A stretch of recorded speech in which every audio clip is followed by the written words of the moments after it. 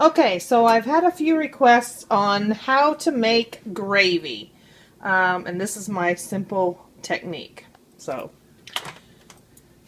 turn the oven on high, turn the stove on high, and put some oil in the pan. Doesn't really matter what you use, some kind of oil, and then butter. If you put just butter, it would burn. But if you put butter in oil, it won't. And you get that good flavor of butter. So, just let that get hot.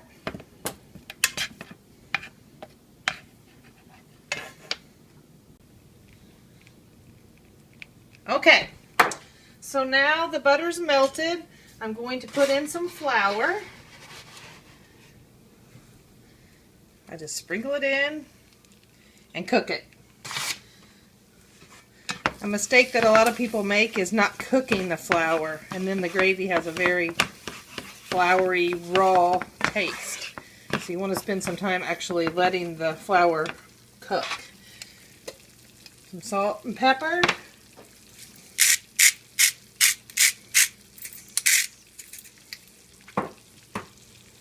Again, just let it cook. It will turn brown and it will smell like it's cooked.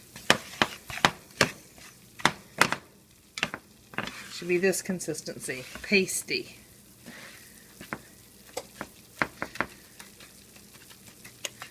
Okay, so let that cook for about a minute.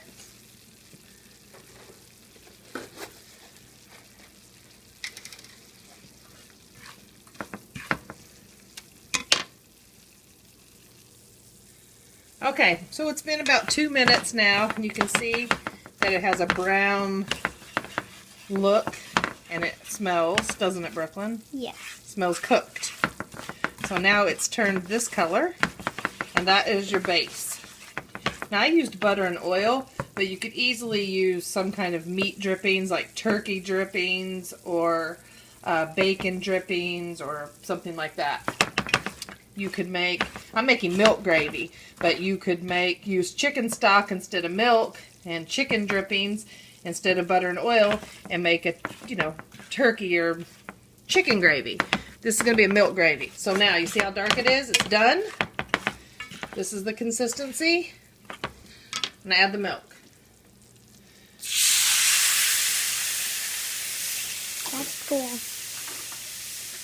Add the milk. After you add the milk, you're going to stir it constantly. I like to use the spatula because it's wide and covers the bottom of the pan. And then you just stir it back and forth for about 3 or 4 minutes, and it will turn into gravy. It looks...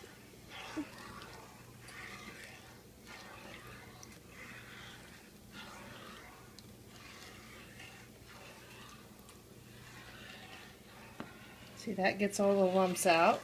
And now I'm just going to keep doing this, again, 3 or 4 minutes.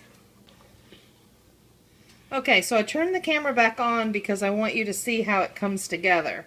This is still the watery gravy, but I can tell that any minute now it is going to thicken up and actually turn into gravy. You can see I've been doing this for about 3 minutes. There are no lumps at all. And if I let go, it's boiling away. It's on high.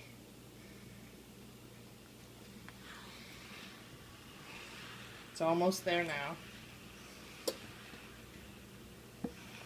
I can start to see it thicken on the edges, and when I lift up my spatula, it has thicker pieces of gravy on it. So we're almost done. Keeping the temperature on high the whole time.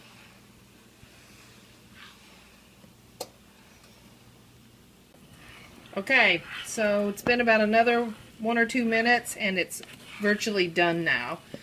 So I'm going to give it a last couple stirs, and when it's actually thick like this, I turn it off. At this point, I turn it off, and if I'm making eggs or something like that, I'll just let it sit for a little bit. And then it'll just continue to thicken in the pan. But once it's thick like this, you can stop stirring it. And that's it. Okay, so breakfast is ready. I made biscuits from a can, eggs, scrambled eggs, and then I just like to give the kids some kind of vegetables. I just did peppers and tomatoes because I think that goes good with it. Paris and Max love them. And gravy, the star of the show.